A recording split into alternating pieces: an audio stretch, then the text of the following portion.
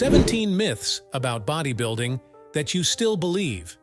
In the world of bodybuilding, there are some myths that most people believe and which lead to a delay in lean mass gains. That's why in this video, we're going to explain the 17 myths that you still believe and that are holding back your gains. Stay tuned until the end, because I'm sure you still believe in number 10. Number 1. More repetitions with less weight. Define the muscle more. Muscle definition is achieved through a combination of reduced body fat percentage and muscle development. This means that in order to reveal the muscles and make them more visible, you need to focus on both losing fat and increasing lean muscle mass. A study published in the Journal of Strength and Conditioning Research investigated the effects of different resistance training protocols on body composition. The results indicated that, regardless of the number of repetitions or the weight used, the main determinant of muscle definition was the combination of resistance training with a diet suitable for reducing body fat. Number 2. Warming up on the treadmill to lift weights. Warming up aims to gradually increase body temperature, improve blood circulation in the muscles, and prepare the cardiovascular system for more intense exercise. This can be done in various ways, such as through mobility exercises, dynamic stretching, or even starting the main exercise at a reduced intensity and gradually increasing it. The choice of warm-up method may depend on the type of physical activity that will be performed. For example, if the workout involves lifting weights, it is more effective to start with warm-up exercises specific to the joints and muscles that will be worked. If the workout is more cardiovascular, such as running or cycling, starting at a light pace before increasing the intensity may be more appropriate than using the treadmill. Number 3. Cardio is more important than weight training for weight loss. Many people believe that the best way to lose weight is to spend hours running or doing other aerobic exercises. But weight training can be just as, if not more, effective for losing weight and maintaining a healthy body. Firstly, although cardio exercise burns calories during the activity, weight training continues to burn calories even after the workout is over. This is due to an increase in metabolism from the workout, which means that the body continues to burn calories at rest while recovering. In addition, weight training helps to increase lean muscle mass, which is crucial for long-term weight loss. Muscle is more metabolically active than fat, which means that the more muscle mass you have, the more calories you burn at rest. This helps to create the calorie deficit needed for weight loss, without the need for excessive cardiovascular exercise. A study carried out by Harvard University supports this idea. The study followed 10,500 men over 12 years and found that those who regularly practiced weight training gained less abdominal fat compared to those who only did cardiovascular exercise. The research showed that the combination of weight training and cardio was the most effective for maintaining a healthy weight and preventing the gain of abdominal fat, which is associated with various health problems. Number 4. You have to constantly change your exercise routine to keep seeing results. This belief is based on the idea that the body adapts quickly to the same exercises, leading to stagnant results. However, studies show that the body's adaptation to exercise is a more complex process than simply getting used to a specific routine. A study published in the Journal of Strength and Conditioning Research analyzed the effectiveness of variation versus constancy in the training routine. The researchers found that while occasional variation can help prevent boredom and maintain motivation, there is no conclusive evidence that constantly changing your exercise routine is necessary to continue seeing physical progress. In fact, consistency and gradual progression are more important elements for stimulating muscle growth and improving performance over time. The key to lasting results lies in applying the fundamental principles of training, such as progressive overload and tailoring to individual needs. This means that you don't have to constantly reinvent the wheel, but rather adjust your training according to your individual goals, your body's response to stimuli, and your long-term objectives. So just concentrate on doing the basics well. Number 5. Supplements are mandatory for gaining muscle. This is a myth widely promoted by the fitness industry. After all, the more supplements you buy, the more money they make. The basis for gaining muscle lies in the combination of proper training, a balanced diet, and sufficient rest. The diet should provide proteins, carbohydrates, healthy fats, vitamins, and minerals in adequate quantities to support muscle growth and post-workout recovery. Natural foods such as lean meats, eggs, dairy products, vegetables, whole grains, and fruit are rich sources of essential nutrients to promote muscle growth. What's more, many people can meet their nutritional needs through a well-planned diet without the need for supplements. It doesn't matter whether you get 25 grams of protein from a supplemented shake or by eating meat. Supplementation can be useful in specific situations, such as when it's difficult to consume enough protein through your normal diet, or to supplement specific needs during periods of intense training or calorie restriction. However, it is crucial to understand that supplements are not a substitute for a healthy, balanced diet. Relying solely on supplements without attention to diet and proper training will not result in sustainable muscle gains. In addition, misuse of supplements can be costly and even pose health risks if not used correctly. Number 6. If you stop training, your muscles will turn into fat. Muscle and fat are completely different tissues and cannot turn into each other. When a person stops training, especially weight training, there can be a decrease in the size of the muscles due to lack of stimulation and use. This is known as muscle atrophy. On the other hand, if a person continues to consume excess calories without exercising to burn them off, body fat can accumulate. This doesn't mean that the muscle has turned into fat, but rather that there has been a change in body composition due to different factors such as lack of exercise and excess calories consumed. Number 7. Fasted training burns more fat. The practice of fasted training, also known as fasted exercise, has gained popularity among fitness enthusiasts with the promise that it can increase fat burning. The logic behind this is that by exercising without eating beforehand, the body would be forced to use fat reserves as a source of energy.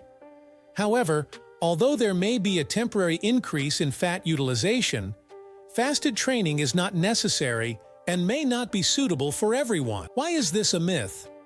Although some studies suggest that fasted exercise can increase fat oxidation during physical activity, this does not necessarily translate into greater body fat loss in the long term. Weight loss and body fat reduction depend on overall calorie balance and not just on immediate nutritional status before exercise. In addition, fasted training can have significant disadvantages that outweigh its possible benefits, such as reduced performance and intensity, loss of muscle mass, and an increase in cortisol, a catabolic hormone. Number 8. You need sophisticated equipment for an effective workout. Many people who have achieved impressive physiques and reached their fitness goals have used simple, accessible training methods. Examples include calisthenics athletes who focus on body weight exercises such as push-ups, chin-ups, squats, and sit-ups. Calisthenics demonstrates that it is possible to develop significant strength, muscular endurance, and flexibility with just your body weight and a few bars for support. In addition, training with dumbbells and barbells, which are relatively simple and affordable pieces of equipment, has been widely used by bodybuilders, weightlifters, and fitness enthusiasts for decades. This equipment allows for an infinite variety of exercises that target different muscle groups, promoting both strength gains and muscle hypertrophy. What really matters in effective training is not the sophisticated equipment, but the fundamental principles of exercise. Progressive overload, variety in exercises, proper technique, and consistency. These principles can be applied regardless of the type of equipment available.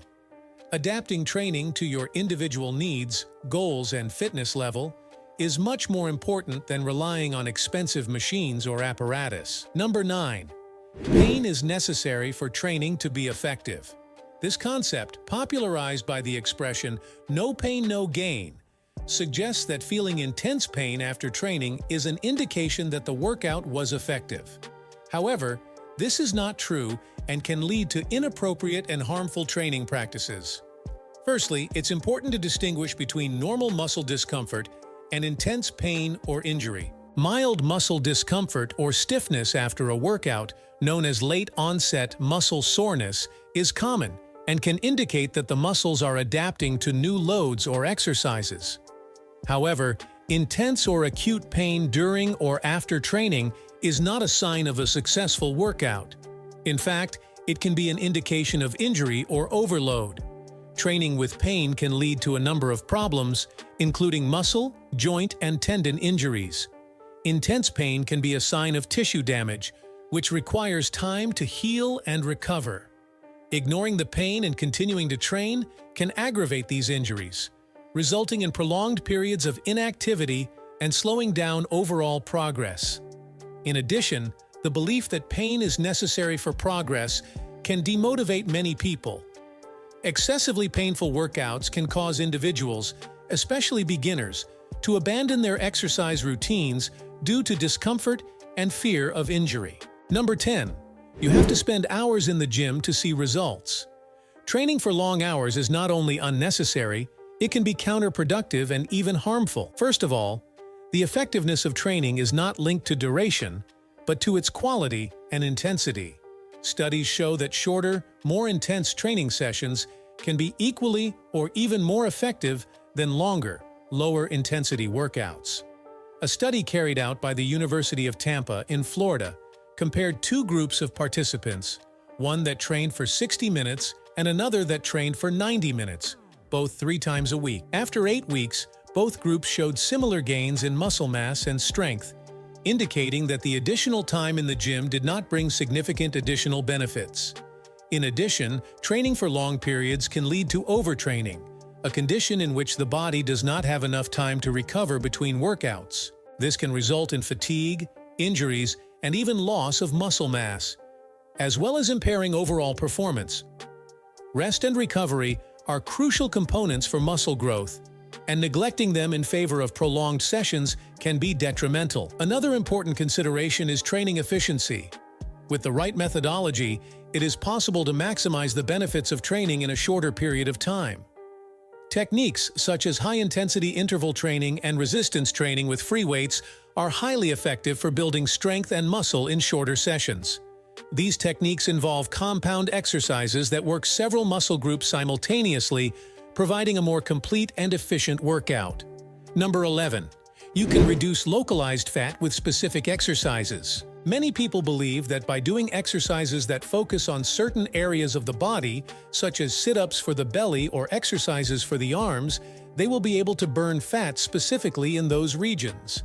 However, science shows that fat loss occurs more evenly throughout the body and cannot be targeted to specific areas through localized exercises. The human body stores fat in a generalized way and uses these energy reserves as needed, without considering where exactly the fat is being mobilized from. When you exercise, your body uses energy from the fat reserves of the whole body, not just the area being worked.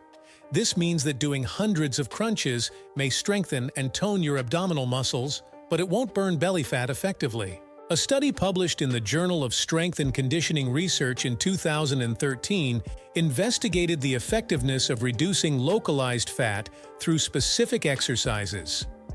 In the study, 24 participants were divided into 2 groups, a control group and a group that performed resistance exercises focused on the non-dominant arm. For 12 weeks, the experimental group performed an intense exercise routine for a single arm. Fat loss was measured using ultrasound, skin fold thickness, and magnetic resonance imaging. The results showed that although the exercised arm had a decrease in skin thickness, indicating an increase in muscle mass and possible toning, there was no significant reduction in subcutaneous fat in the area worked compared to the rest of the body. This study concluded that the loss of localized fat was not significantly greater in the exercised area than in the rest of the body, reinforcing the idea that reducing localized fat through specific exercises is ineffective. For those wishing to lose body fat, the most effective approach is to combine cardiovascular and resistance exercise with a balanced diet and a calorie deficit. Number 12. Training your abs every day will get you a six-pack in no time. The popular belief that exercising a specific area of the body excessively and frequently will result in quick results definitely doesn't take into account how the body actually works. First of all, the appearance of a six-pack, or defined abs, depends not only on abdominal training, but also on the reduction of total body fat. Even if the abdominal muscles are strengthened and developed through specific exercises, they will not be visible if they are covered by a layer of subcutaneous fat. Burning body fat occurs globally in the body through a combination of cardiovascular exercise, proper diet, and a controlled calorie deficit. In addition, the abdominal muscles are like any other muscles in the body. They need time to recover and grow. Training them every day without allowing adequate rest can lead to excessive stress on the muscles and tissues, increasing the risk of injury and decreasing the effectiveness of the workout. Rest is crucial to allow muscles to repair and strengthen, contributing to effective and safe muscle development. Number 13. More sweat means a better workout. The amount of sweat can vary significantly between individuals due to factors such as genetics, fitness level, ambient temperature, and even hydration. People who sweat more are not necessarily burning more calories or having a more effective workout than those who sweat less. The true indicator of a workout's effectiveness should be based on other factors, such as exercise intensity, progression over time, proper technique, muscle adaptation, and increased endurance or strength. Number 14. Training hard always causes injuries. First of all, the occurrence of injuries is more related to improper technique, excessive overload without adequate preparation, lack of proper warm-up and cool-down, and not necessarily to the weight used. Studies show that when training principles are followed correctly, such as gradual weight progression, the use of proper lifting techniques and adequate rest between sessions, the risk of injury decreases significantly. A study published in the Journal of Strength and Conditioning Research analyzed the effects of strength training on young and elderly adults and found that, when supervised properly, strength training not only improved muscle strength and bone density, but also did not increase the risk of injury significantly compared to other types of exercise. This study highlights the importance of a controlled and supervised approach to strength training to minimize the risk of injury. In addition, heavy training is relative and should be adapted to each person's individual capacity. What may be heavy for one person may be light for another, depending on their level of fitness, age, and previous experience with resistance exercise. Number 15. It is necessary to consume a large amount of protein immediately after training to maximize muscle growth. While it's true that protein plays a crucial role in muscle recovery and growth, the emphasis on immediate timing can be exaggerated and unnecessary for most people. Firstly, protein consumption throughout the day is more important than just the amount consumed immediately after training. Studies have shown that the proper distribution of protein throughout daily meals, rather than just after training, is fundamental to optimizing muscle protein synthesis. A study published in the Journal of the International Society of Sports Nutrition reviewed several studies and concluded that there is no significant benefit in consuming protein immediately after training compared to throughout the day, as long as the total protein intake is adequate for each person's individual needs. Number 16. Bodybuilding stunts growth. This myth is based on the concern that lifting weights can interfere with bone and muscle development during critical periods of growth. However, this concern has no solid basis in scientific evidence. Firstly, weight training carried out in an appropriate and supervised manner can be safe and beneficial for young people. As long as the principles of proper training are respected, such as the use of appropriate weights, correct technique, and gradual progression. Muscle protein synthesis. Studies show that weight training can help improve muscle strength, endurance, and even bone health in young people, without negatively interfering with growth. It's important to point out that the idea that weight training can hinder growth arose partly from old and outdated concerns about the effects of resistance exercise. Today, we understand that strength training can be adapted for different age groups and skill levels, with significant benefits for the physical development and general health of young people. Number 17. You need pre-workout supplements to improve your performance. The effect of pre-workout supplements can vary from person to person, and not all the ingredients in these products are proven to be effective or safe for all users. Many of these supplements contain stimulants such as caffeine in high doses, which can cause side effects such as nervousness, insomnia, heart palpitations, and even addiction. In addition, performance during training is influenced by a combination of factors, including adequate nutrition throughout the day, sufficient sleep, hydration, and a well-structured training program. Rather than relying exclusively on pre-workout supplements, it is more effective to focus on a balanced diet that provides sustained energy, including complex carbohydrates and proteins, which are natural sources of energy for the body. For many people, a good pre-workout diet, which includes a light meal with carbohydrates and protein about 1 to 3 hours before the exercise session, is enough to maximize performance. This provides the body with the nutrients it needs to sustain energy during training without the potential risks associated with pre-workout supplements.